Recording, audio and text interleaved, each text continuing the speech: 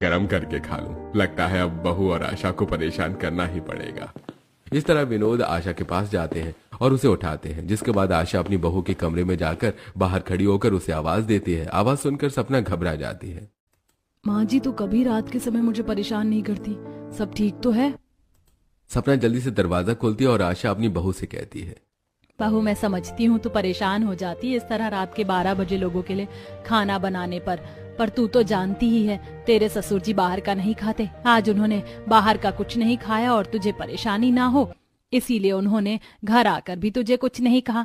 अब भूख बर्दाश्त नहीं हो रही, उनकी तबीयत खराब ना हो जाए इसीलिए तुझे उठाना पड़ा। तू अपने ससुर के लिए खिचड़ी बना दे, जल्दी बन जाएगी। मैं बना देती पर उन्हें तेरे हाथ की खाने की आदत हो गई है। आशा सपना के दुख और परेशानी को समझती थी, इसलिए सपना मना नहीं कर पाती और चुपचाप रसोई में जाकर अपने ससुर के लिए खिचड़ी बनाकर उन्हें दे देती है और उनके खाना खाने के बाद सारे बर्तन साफ करके अपने कमरे में सोने के लिए जाती है। और इसी तरह आए दिन कोई ना कोई आधी रात को सपना को उठाकर उससे खाना बनवाता और बेचारी सपना किसी को मना नहीं कर पाती। ऐसे ही एक दिन शाम को सब चाय पीते हुए लिविंग हॉल में बैठे थे।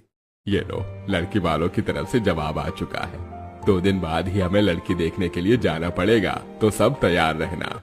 चलो अब मेरी देवरानी आ रही है, थोड़ा तो मुझे आराम मिलेगा। हे भगवान, बस मेरी देवरानी गाय जैसी सीधी ना हो।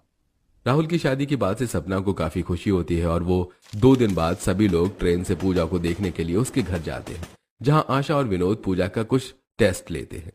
बेटा ये सब तुमने बनाया है, जरा परोस भी दो। जी। विनोद के कहने पर पूजा चुपचाप उन्हें खाना देती है, जिसके बाद आशा पूजा से कहती है, बेटा बुरा मत मानना पर घर आए मेहमानों को उल्टे हाथ से खाना नहीं देते।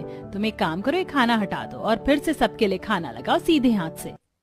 इस बार आशा के कहने पर भी पूजा कोई जवाब नहीं देती और चुपचाप सारा खाना अंदर ले जाकर रख देती है।